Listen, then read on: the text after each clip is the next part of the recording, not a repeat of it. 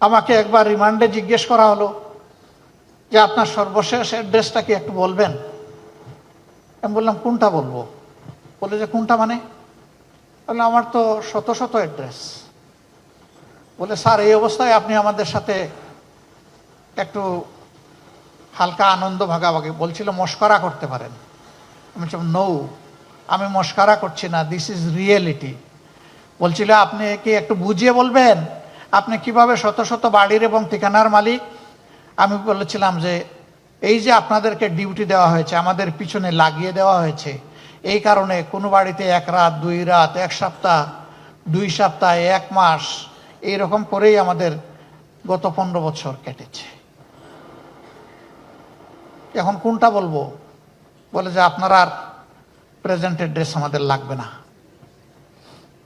That was reality. আমাদেরকে আশ্রয় দেওয়ার মানে ছিল নিশ্চিতভাবে জীবন, ইজ্জত এবং সম্পদের ঝুঁকি নেওয়া।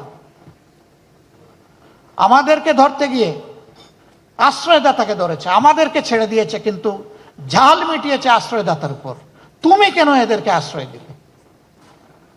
That was the reality of Bangladesh. এই সময় আমাদেরকে যারা আশ্রয় দিয়েছেন, আমাদের দিকে হাত বাড়িয়ে দিয়েছেন, সান্ত্বনা দিয়েছেন, সাহস জুগিয়েছেন, দোয়া করেছেন, আল্লাহ সাক্ষী আপনাদের ঋণ পরিশোধ করার কোনো শক্তি আমাদের নাই।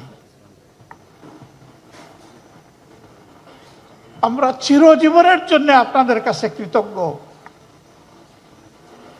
মহান রবের কাছে, প্রভুর কাছে দোয়া করি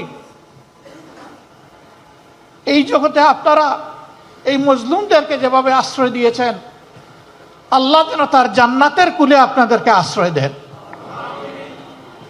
প্রিয় দেশবাসী, আপনাদের এই ঋণ আমরা পরিশোধ করার জন্য সামান্য চেষ্টা এই দুনিয়ায় চালাতে চাই।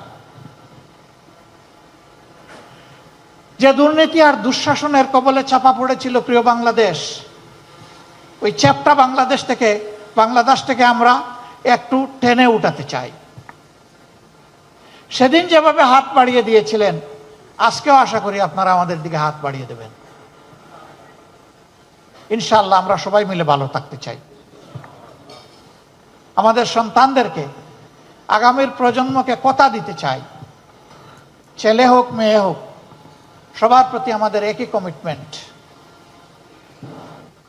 আমাদের জীবনের শেষটুকু দিয়ে তোমাদেরকে একটি পরিচ্ছন্ন, একটি প্রসপারাস এবং একটি শান্তির বাংলাদেশে রেখে যেতে চাই।